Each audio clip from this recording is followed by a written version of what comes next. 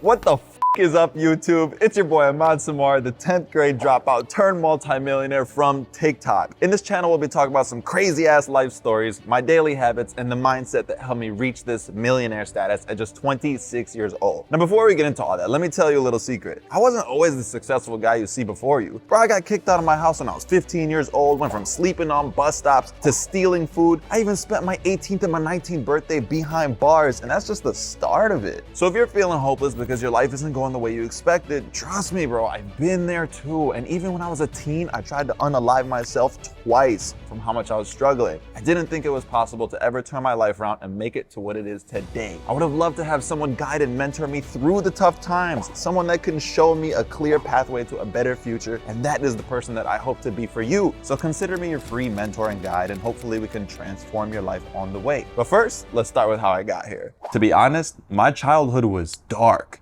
I was just 7 years old and I was living with my family in New York, and the tragic events of 9/11 happened. All the Middle Easterns were getting hate, and I'm talking death threats. People following me and my sisters around who also wore scarves, telling us to go back home, you terrorists, and many other traumatic experiences. On top of this, my dad mysteriously lost his job, so suddenly we had no money, no income, and I'll never forget when he rounded us up in this one bedroom that me and my 4 siblings were sharing and told us that we were all possibly going to be homeless. We essentially had no more opportunity in New York, and we were forced to move to Milwaukee, Wisconsin, also known as the shittiest little city ever. Winter lasts 8 months there. It's the #2 murder capital in the nation, but we had no money, so we had no choice. I felt hopeless and had no control over my life until I discovered the power of money. Unfortunately though, it was through drug dealing. And I was only 13 at the time. I was so innocent, I didn't even realize that the packages I was moving had drugs in them. I simply thought I was being paid to be a delivery man. But the guy that was telling me to deliver them never told me that what was in it is illegal. And by the time I realized it was illegal, it was too late. I got caught by the police. Actually, my dad called them because he found a backpack full of weed inside my room. And my dad, being so religious, he had no tolerance for that. He didn't even give me a chance to explain myself. And since I didn't snitch on anyone, the police took me to juvie for 3 months. And for those who don't know, juvie is way worse than jail. But you want to honestly know what's worse than juvie? Living in Milwaukee, bro, that is ass. Now you think juvie would be the worst of it, but by the time I got home, all my stuff was gone. I was kicked out and found myself homeless at 15 years old, on probation, with no money and no phone. I ended up sleeping on a bus stop for a few nights because I had to walk 15 miles in 10-degree weather to get to my brother's 1-bedroom apartment. Most of the nights, I didn't even know if I was going in the right direction. Once I got there, I ended up sleeping on his futon for the next few years, with all my shoes and clothes, everything I had under the futon.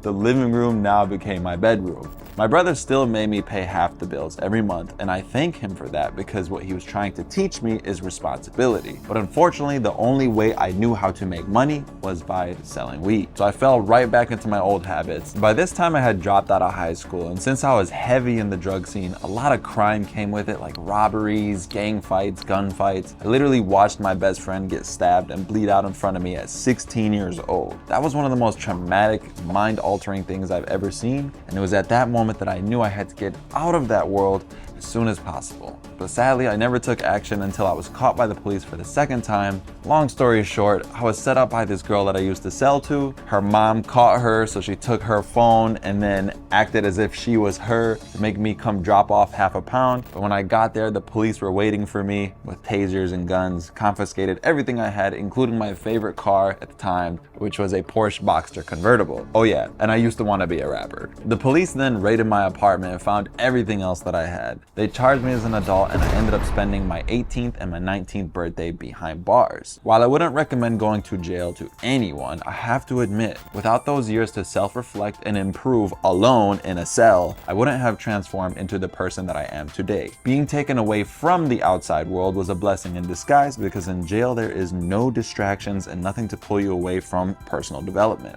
The only thing that I did in there was either read, write, or work out. I completely changed my daily habits, and that is the reason why I'm achieving major success now. I made a promise to myself to keep these habits when I got out as a way to ensure I'd never go back. When I got out, I immediately got a couple jobs at a donut shop and Cricket Wireless. I was working for 80 hours a week for the next 2 to 3 years straight, saving up enough money eventually to invest, going half-half on a tow truck with my brother, because we knew that becoming business owners was the best route to financial freedom. While we did see some success in landing landing clients through word of mouth and referrals and insurance contracts, we began to quickly realize that without digital marketing for the company, we weren't going to be able to make anything off of this. We were about to go right back to the donut shop and right back to Cricket Wireless. So we began taking all of our profits and investing them into different marketing campaigns. After a lot of A/B testing, we found that Google was a gold mine for the tow truck industry. Other tow truck companies saw how well we were doing and they were calling us, asking us, can we do marketing for them as well? So all of a sudden, our tow truck company turned into a marketing agency for all the tow trucks in the nation. We grew to about 20K profit per month. These are celebration donuts for reveal. Getting our first customers.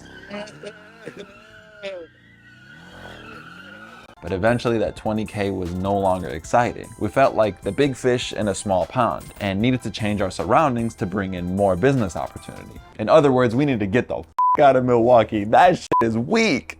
We had a funny feeling that we could copy and paste the same strategy for other industries out in California. Within the first week of me of having the idea to move to California, I packed up all my clothes, put my stuff in the car, and headed straight to Cali. No hesitation. Everyone thought I was losing my mind, but I knew I had a brighter, sunnier, San Diego-ier future for myself. I was alone for about 6 months here. I'd be on the beach just chilling.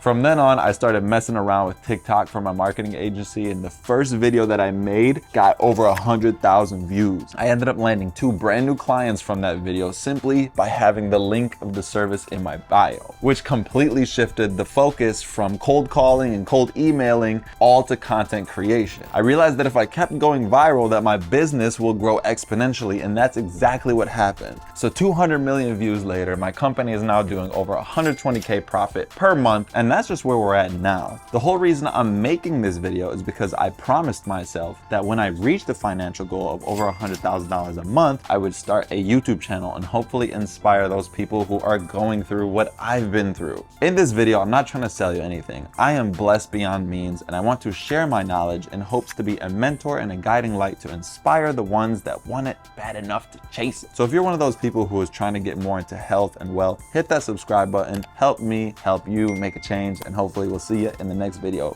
Peace.